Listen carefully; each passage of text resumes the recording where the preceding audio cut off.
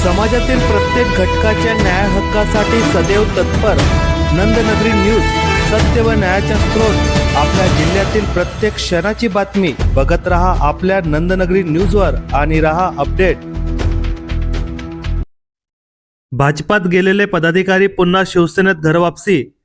अक्कलकोट अक्राणी विधानसभा मतदारसंघाचे आमदार आमशा पाडवी यांचे कट्टर समर्थक असलेले काकडखुंटचे माजी सरपंच विनोद वडवी व सोनापाटीचे सरपंच कुंवरसिंग वसावे यांनी काही दिवसापहिले भाजपात आपल्या कार्यकर्त्यांसह प्रवेश केला होता।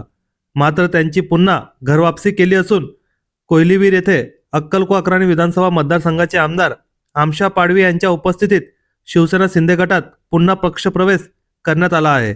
यावेळी आमदार आमशा पाडवी यांनी शिवसेनेचा मफलर टाकून त्यांना प्रवेश दिला।